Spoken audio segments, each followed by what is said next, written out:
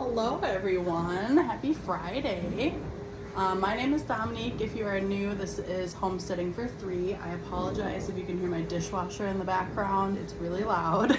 But we are going to be doing a couple of projects today, doing a little bit of prep for dinner later, and then I kind of want to get a canning project started because I have an exciting new purchase which I will tell you about in a little bit.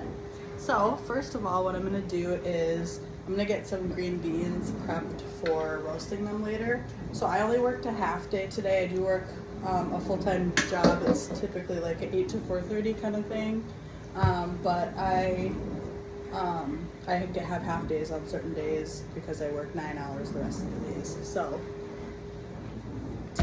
So it is almost 1 o'clock right now.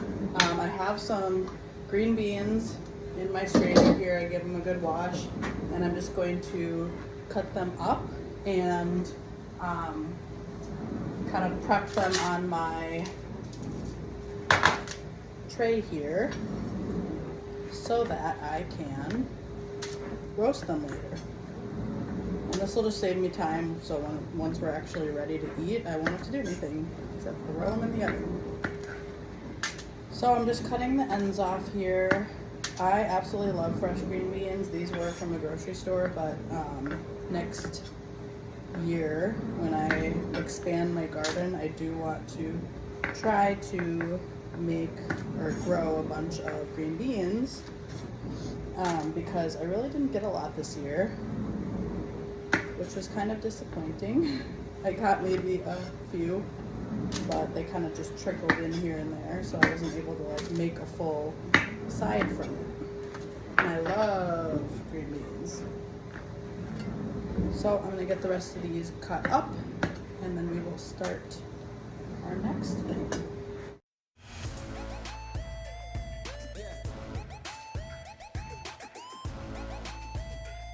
Okay, so I have all of my green beans cut, and I'm just going to drizzle some olive oil around it. Some people do this in a bowl and then transfer it to a pan, but I just never understood that because then you made another bowl dirty, and you can just do it on the pan, but that's just me. I am very, I just squirted soap on myself, my bad. I am very into doing whatever I can do to avoid more dishes. So since I am not going to be cooking these for a few hours, I'm going to put some pepper on it, but I'm not going to put, like later I will be putting garlic salt on this, but I don't want to put any kind of salt on it because if it sits in my fridge with the salt on it, the salt's going to draw out all the water and it's going to get kind of mushy. So just a tip. But this is really how I roast like every vegetable. I always drizzle some olive oil, I do garlic salt, pepper, and then sometimes I'll put Italian seasoning on it too, but you really just use what you like, and it's great. Roasted vegetables are my favorite way to eat vegetables. So I'm gonna put these in the fridge, and then we'll figure out what else we're gonna do. Okay, I was cleaning out my fridge to make room for the green beans, and I found this. It is coffee flavored sparkling water that I bought like over a month ago because I was like, okay, I have to try that because that sounds interesting. I'm pretty sure I'm gonna hate it, but I'm gonna try it. I like sparkling water. I like coffee, but I just don't know about this one because I make my coffee pretty sweet, and these are not sweet. I need to smell it.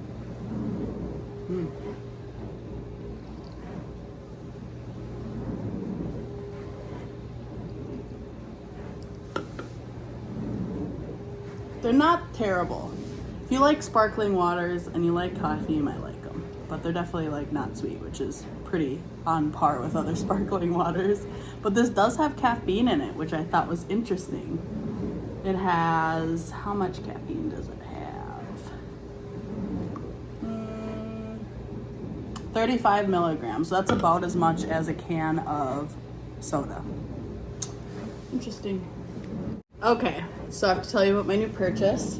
I'm super excited about it. So I've been pressure canning for a couple of months now. I really like it. I've been borrowing my stepmom's pressure canner. It's just a Presto stovetop pressure canner.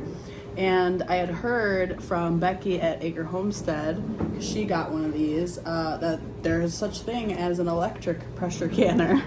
And that blew my mind because basically you don't have to babysit it like you do with a stovetop one. And you just basically, it does everything for you and you leave it. So I looked on Amazon and I found that they were like over $300, and I was like, okay, I'm not gonna be able to do that right now. But then I found this one on Amazon. It has really good reviews. I read a ton of reviews because that's what I love about Amazon. It was originally like, I want to say it was like $180, but I got a Black Friday deal. It was $110. So I am super pumped to try this. And we're gonna do it together. I have not used it yet, so I don't know if it's as good as the reviews say, but I have high hopes for it. So we are going to, I think we're gonna make some beef broth with this. And because it's already like 1 p.m., I'm not gonna be able to can it until tomorrow, but I figure I'll start the video today and then at the end of the video will be tomorrow. So I will put it all in one video so you don't have to wait for a second part or anything. But let's get started. Okay, so I'm gonna take you with me to my basement where I have kind of a cellar type of basement. And I have my little mini pantry that is slowly growing in size. I actually ordered some shelves that I'm going to, here, I'll flip it around and show you. So I have random food that I've canned or bought, a lot of canning supplies, and then I bought 3 shelf units to go on this wall. So that'll get here in a couple of weeks. But we're actually gonna use this Nesco down here to make our broth in. I gotta get it out. This big old Nesco that I also borrowed from my stepmom. And we're gonna make a ton of broth in this because I bought a half a cow and I have a lot of bones from that. Okay, so I'm gonna put this off to the side while it's cooking, because when you're making broth, it does have to cook with the bones for like a day or 2. I've done it 2 days before. You don't have to do it that long. Makes it more concentrated, but it's not necessary if you don't want to. But let's go to the garage where I have my deep freezer and we're gonna get a bunch of bones. Okay, we're in my garage. I have my 2 freezers. This is what it looks like. This whole top, these are breadsticks, but these bags are both bones. So I'm not even gonna get through all of them, even with my big Nesco, but we're gonna make a dent in it at least. Okay, we have our big bag of bones. So I'm literally just gonna start with filling the Nesco as much as I can. And I'm, oh, they're frozen. Hold on.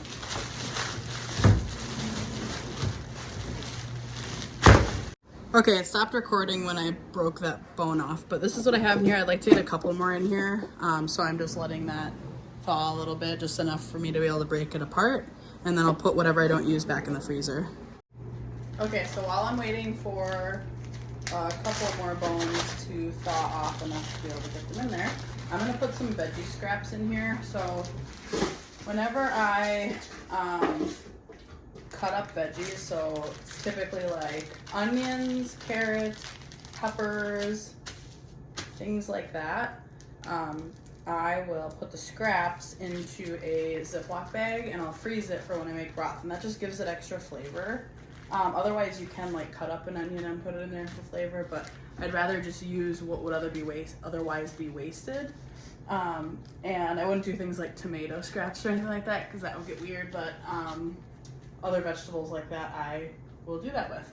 So then I'll just keep this bag and put it back in my freezer, and when I have more veggie scraps I will put them in here. It just occurred to me that I could have kept the ends of those green beans that I cut off, and I don't know why I didn't. Oh well. I wish I had a little bit more of this, but it's all right. Okay, so I got a couple more bones off, and then you can see like my veggie scraps, onion tops, things like that. When you use onions, like yellow onions or red onions, it gives the broth a really dark flavor. So even when you're making chicken broth, it looks like beef broth, which is interesting to me. But now I'm gonna fill this up with water so that it's covering all these bones, and then I'll add a couple extra things that I'll show you. Okay, now here's the part where if you didn't already know, you'll find out I am not a chef. And I basically just wing things and hope that they work. So the seasonings I'm putting in here are very random. I feel like they work together, but don't come for me if they don't, because I've made it this way a lot of times and it always works out. So I'm putting a bunch of black pepper in here, and then I'm gonna put pink Himalayan salt,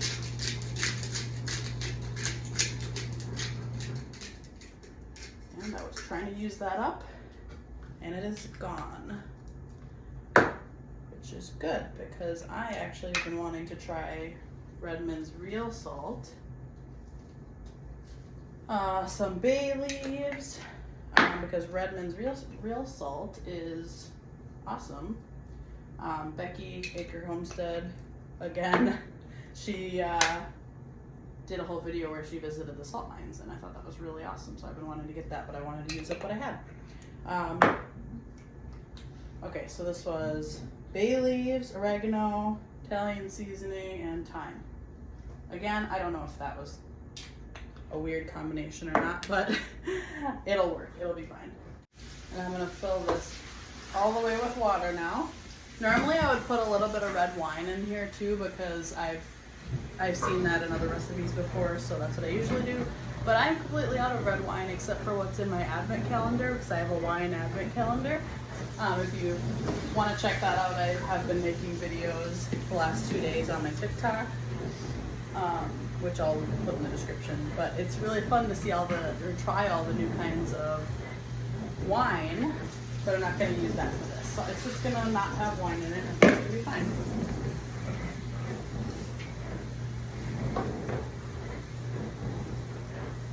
It's going to be a lot of broth, which I'm super excited about, because I won't have to make it again for a while.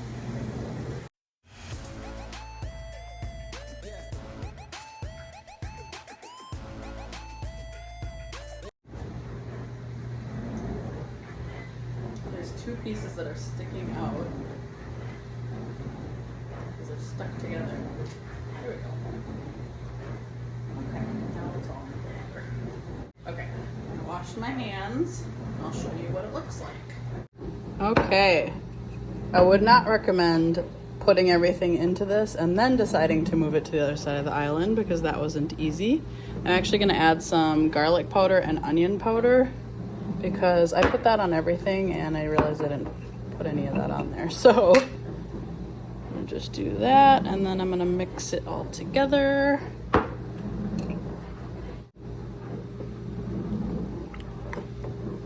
And as this cooks, it is gonna make my house smell amazing, like I'm cooking a roast, even though I'm not. But that's also pretty great. So in a crock pot, I would normally put this on low, but this has like degrees. So I just put it at 250. I don't know if that's the right temperature for like a low setting, but I'm gonna check on it a little bit to see like how hot it is, and I can adjust if needed. So I'm gonna put the top on, and we will be finishing this broth after it sits for a day. So I will do this tomorrow. Okay, I decided what else I want to do today. So a while ago I had made this mini meatloaf recipe. I used to make it very regularly, but I haven't made it in a while. So I am going to actually turn it into freezer meals. So I'm gonna make one for tonight for dinner to go with the green beans, because when I put those together, I hadn't decided what I wanted to do for the rest of the meal yet. And that's kind of how I roll. So the other two will be freezer meals. So I got this recipe off of Pinterest. It's awesome. I have had it before, like I said. And what I like about this is you can actually put in the amount of servings you want and it'll adjust all the ingredients so you don't have to do that mental math yourself, which I think is really cool. So I am actually going to be tripling the recipe. So I'll have 2 freezer meals and 1 for tonight. And then because I don't plan ahead, I did not have ground beef that was thawed. So I pulled out 3 pounds of ground beef and I have it thawing in the microwave right now. But in the meantime, I'm gonna get the sauce together that is going to go in the meatloaf mixture. So let's get started.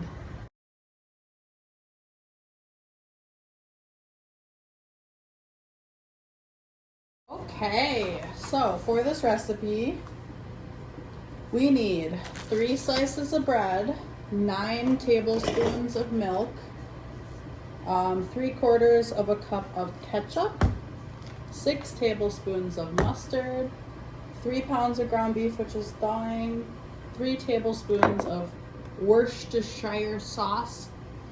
I don't think anybody agrees on how to say that. 1.5 teaspoons of onion powder, 1.5 teaspoons of garlic powder, 3/4 of a cup of Parmesan cheese, 1.5 teaspoons of salt, 1.5 teaspoons of pepper, 3 eggs, 1.5 cups of shredded cheddar cheese, which lately I've been buying the blocks of cheese, side note, but they were all out of all the blocks of cheese at Aldi last time we went, so I had to buy shredded, which bums me out a little bit. The original recipe is done with broccoli and potatoes on the side, but because I'm making the green beans, I'm just going to do that on the side instead. So I'm going to omit that. And then 6 tablespoons of olive oil, divided, and then salt and pepper, which I already have out. So, the recipe says you need to preheat the oven at 375 degrees. I'm not going to do that yet because it's not even 2 o'clock yet, and we're not going to eat until closer to 6:30. So, I'm just going to basically prep everything so that when it's time to put it in the oven, that's all I have to do, and it's going to be fabulous. So, in a medium bowl, you're going to mix together the milk and bread until a paste is formed. This part is always kind of fun because it makes you feel like a kid playing with like Play-Doh or something. I don't know. So 3 pieces of bread. This is just honey wheat bread because it's what I had. But really you can use whatever bread you have because it's just used to help bind the meatloaf together with the egg and everything else so it doesn't fall apart on you. And then we're going to do 9 tablespoons of milk.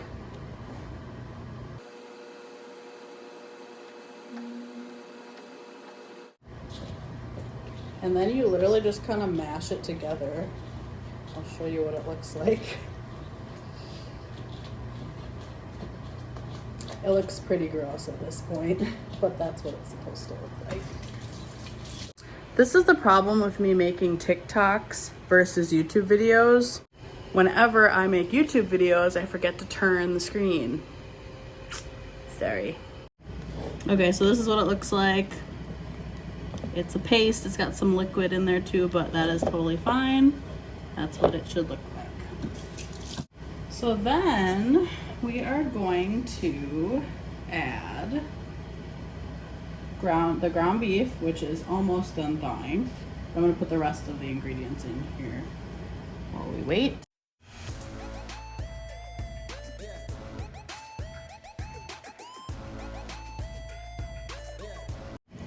I know a lot of people eyeball these kind of recipes, but I am not a person who has that skill. I have to measure everything. It's very annoying.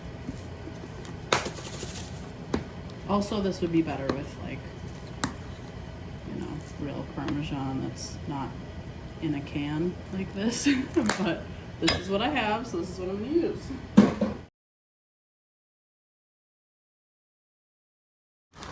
And then we're gonna mix this all up and add our ground beef. And then I'm gonna put together the sauce that goes in it and on it. Okay, I'm just gonna mix this up with my hands. You don't have to do it that way if you don't want to, but I just find it easier. So, I forgot to mention, so this recipe, I said I was tripling it, but each recipe makes 4 mini meatloafs. And I am tripling the recipe, so I will have a total of 12 mini meatloafs. And I have 3 people in my family, so we actually will get 4 meals out of this, which is pretty nice. So I'm gonna put that aside, and we're gonna make our sauce.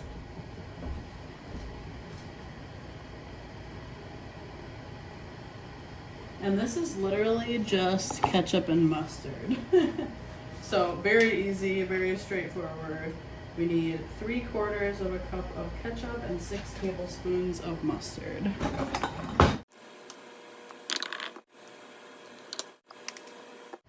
So I like this recipe also because it uses mostly ingredients that people often have in their house already. So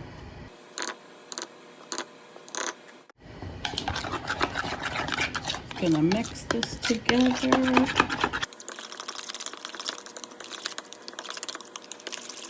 Okay, and then half of this ketchup mustard mixture is going to go into our other meatloaf mixture. So that I am gonna just eyeball. That's probably a little more, but that's okay. And mix this together, and it is ready to add our ground beef. Okay, so my ground beef is thawed. I'm gonna add it all into there. And I'm gonna use my hands again to incorporate it all so we can make our little meatloafs. I also forgot to mention earlier that the thing I like about this, so like I never used to like meatloaf. I always found it to be dry and just not that good. So I was skeptical the first time I tried this one, but for some reason the meatloafs just end up being so moist and they have a lot of flavor and they're just delicious. So definitely try it. And I'm really excited to be able to have some in the freezer that'll be easy to throw together.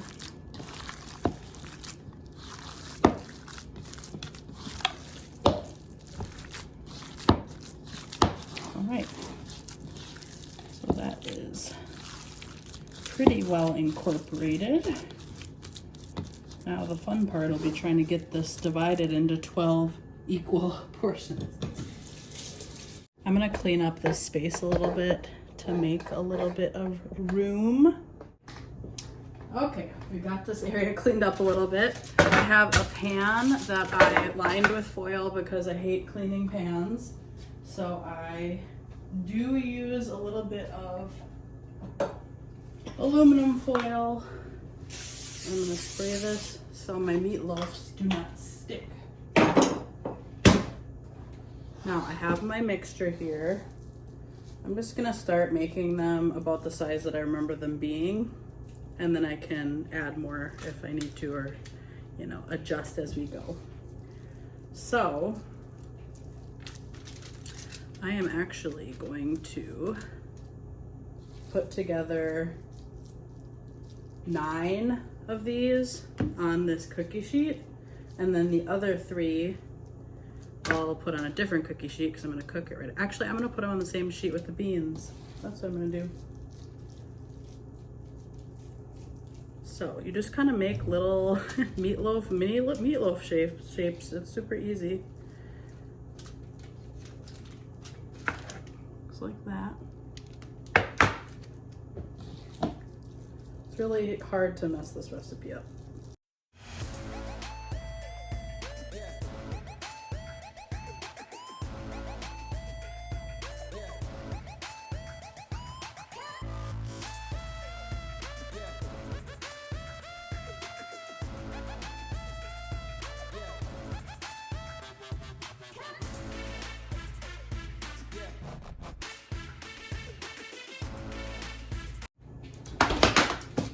Okay, so there's plenty of room for the meatloafs, last 3 meatloafs, and our green bean, our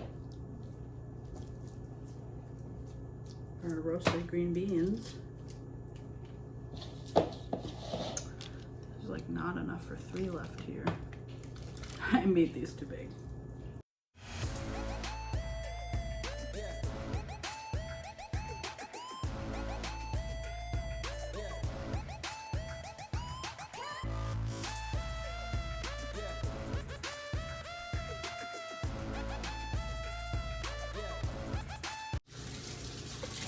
Okay, so we have all of our beautiful meatloafs. Guess they don't look that beautiful right now, but they will. I'm gonna use this little spatula I have to put a little bit of the mixture onto each one. And then we'll spread it around.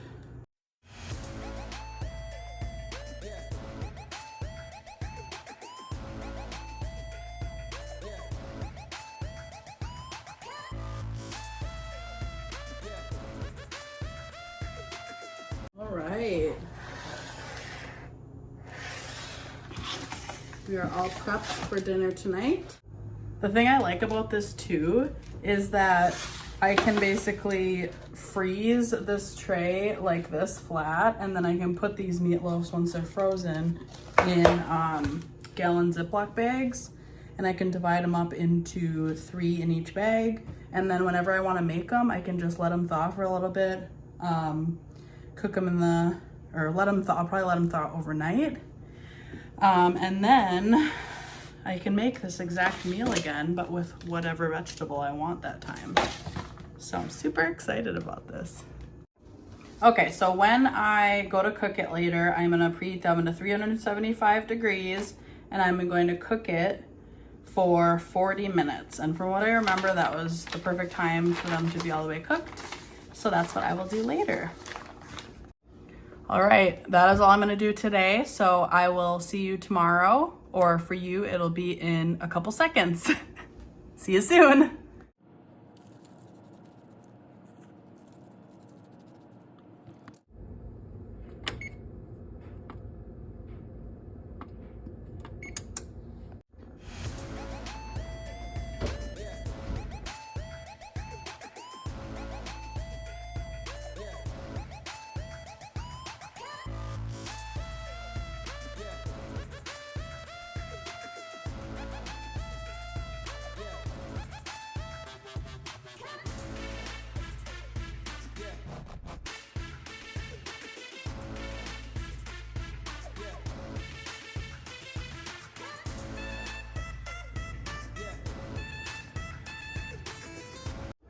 Hello, it is the next day, and I'm gonna finish this broth.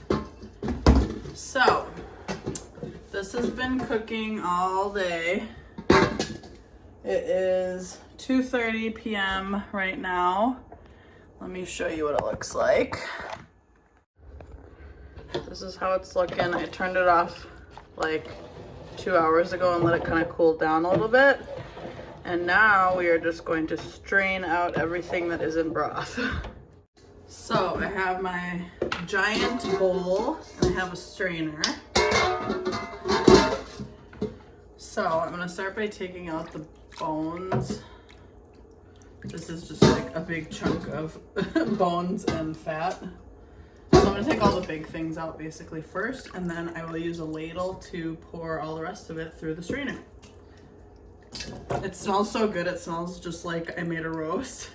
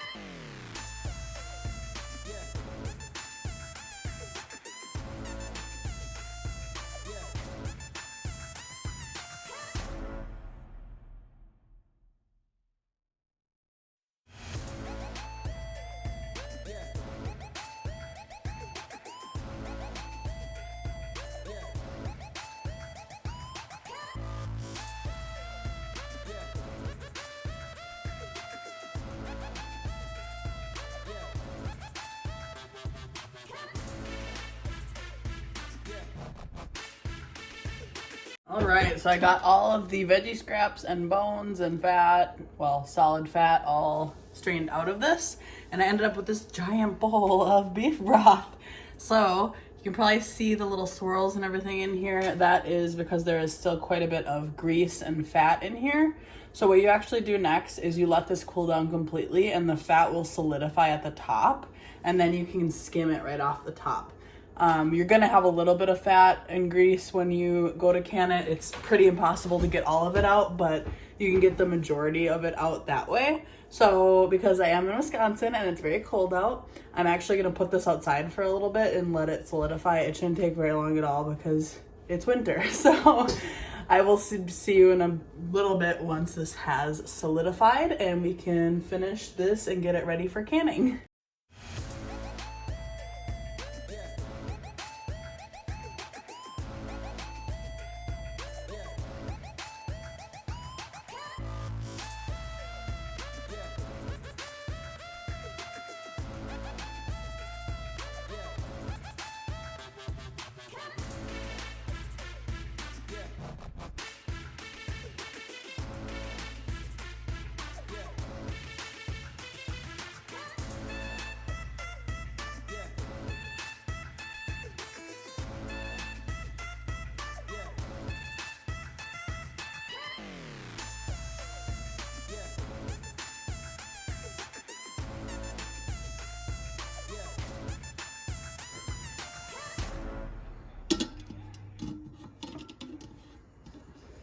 So I just want to say I love this pressure canner, this electric pressure canner. It is definitely awesome. And I also wanted to give a side note that if you don't want to pressure can or don't know how yet, you can freeze the broth as well. Thank you so much for watching. Have a good day.